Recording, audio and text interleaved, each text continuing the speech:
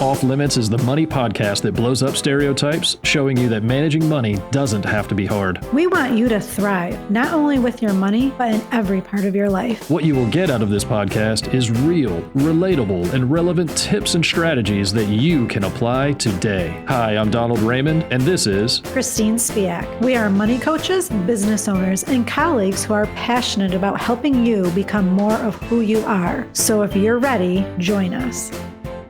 Definitely be very uncomfortable for people to speak about money openly. And the sooner you do it, the more you do it, the more comfortable you're going to be. Just like anything else, right? When you're learning to ride that bike, it's very awkward in the beginning.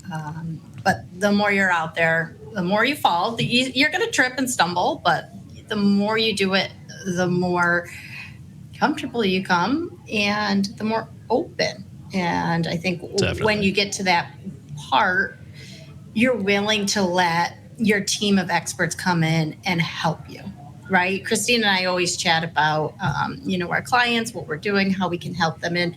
And you always say it works best when the person on the other side of the table is ready. Absolutely. And so, yes, all of us can help you get there, but ultimately it has to be a drive within.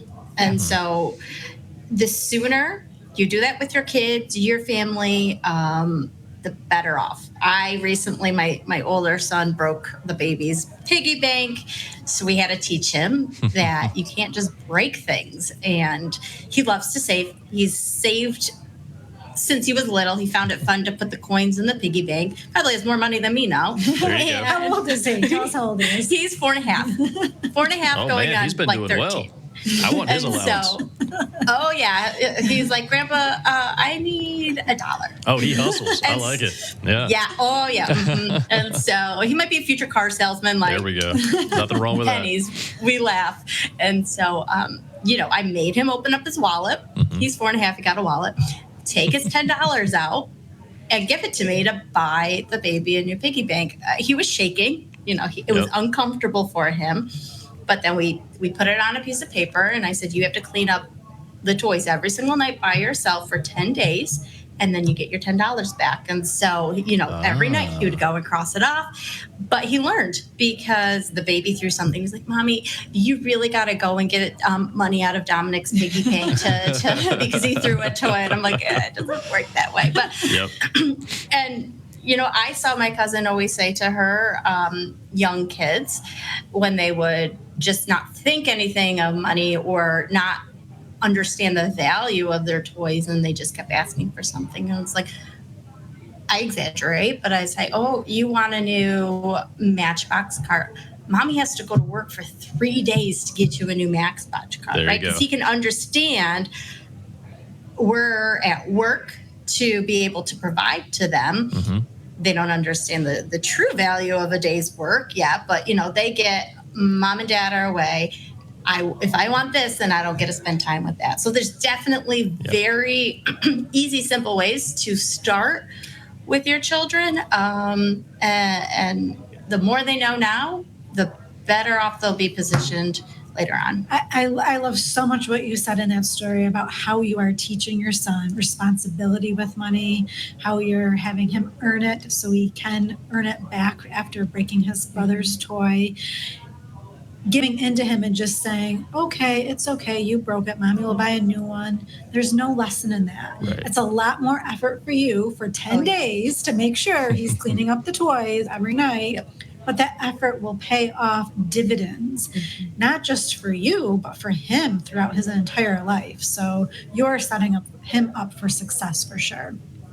Yeah, Christine, something you always talk about is those good behaviors, right? The habits that are associated with money. And so, Sarah, you're creating some of those good habits now. I really appreciate how you developed that whole structure. And maybe it was just impulsive and it happened unintentionally, and that's fine too. But it sounds like maybe you had purpose in meaning in how you approached it, And so, giving him both a consequence and then a plan to earn that money back. It wasn't a loan. It wasn't, money he owed or anything like that. This was money he had already saved that he lost, and then he was able to work and earn back.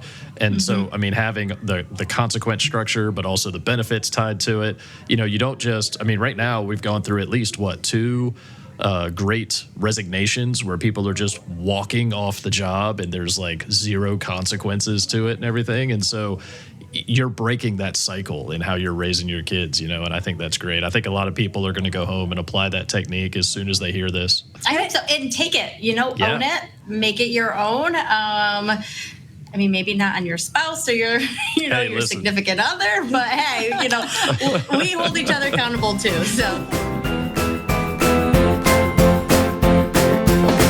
Thank you for joining us on this episode of Off Limits. Beyond the podcast, we are money coaches who want to help you. So if you are looking for help managing your money, use the links in the description below to contact either of us and learn how coaching can help you thrive. Lastly, please help us to spread the word by subscribing, leaving a comment, and sharing our podcast with your friends and family.